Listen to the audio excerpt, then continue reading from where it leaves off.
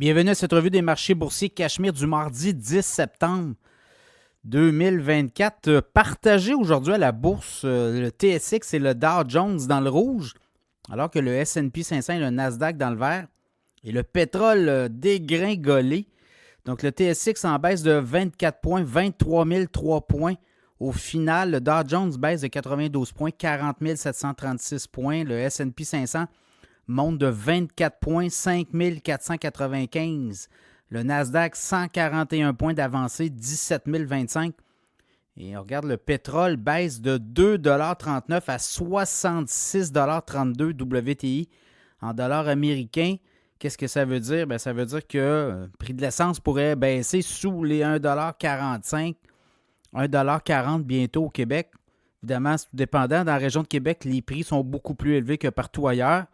On avait promis, Pierre Fitzgibbon, le ministre des Missionnaires, avait promis de changer la loi sur notamment la régie de l'énergie et le prix plancher. Rien n'est fait encore là-dessus. Ça sera à surveiller là aussi. Le Bitcoin, 57 728, rebondit solidement.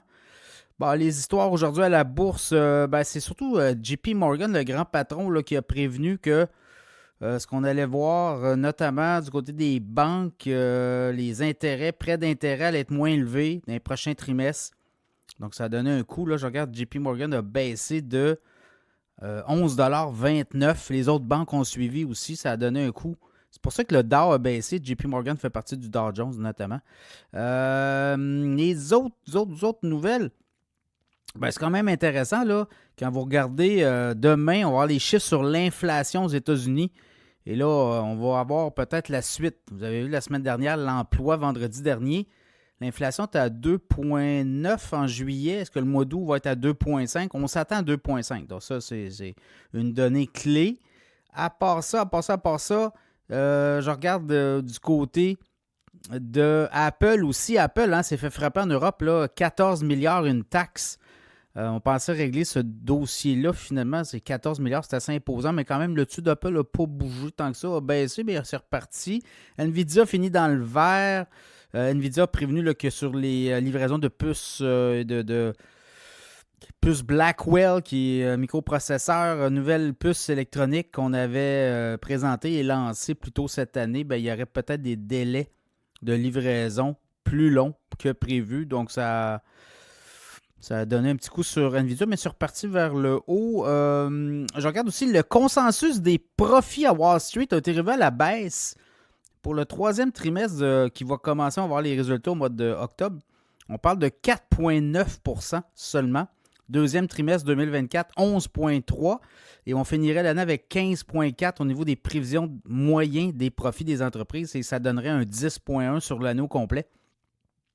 Et là, on partirait pour 2025 à 15, 14, 15. Donc, voyez-vous, là, c'est vraiment baissé pour mieux repartir. Donc, c'est pour ça que ça n'a pas beaucoup d'impact, mais on va le voir. Évidemment, le prochain trimestre pourrait être un petit peu plus difficile. Je regarde au Canada, le grand patron de la Banque royale du Canada qui dit que l'économie canadienne, mais surtout la fiscalité canadienne, devra être révisée. Dave McKay, qui est le grand patron de la Banque royale, dit qu'écoutez, l'économie canadienne n'est plus compétitive. Et si on veut être compétitif avec les États-Unis, il faut avoir une structure de taxes et d'impôts beaucoup plus attrayante. Donc, lui, il le remarque. Et si on est 10 fois plus petit que les Américains, avec 41 millions d'habitants, on ne peut pas se la jouer trop gros. Et il considère qu'actuellement, le Canada est très mal géré aussi. Et devra, à un moment donné, faire le ménage. Il y a eu quand même des hausses de taxes, notamment sur le gain capital. On critique beaucoup ça dans le monde bancaire. Donc, voyez-vous, les banquiers commencent à trouver que le gouvernement Trudeau n'a plus sa place, clairement. Donc, on va avoir une oreille attentive du côté de Pierre Poilievre, du côté des banquiers de Bay Street. Alors, c'est un peu ça qui fait le tour de la journée. Demain, les chiffres sur l'inflation, c'est là que ça va jouer. On aura une suite.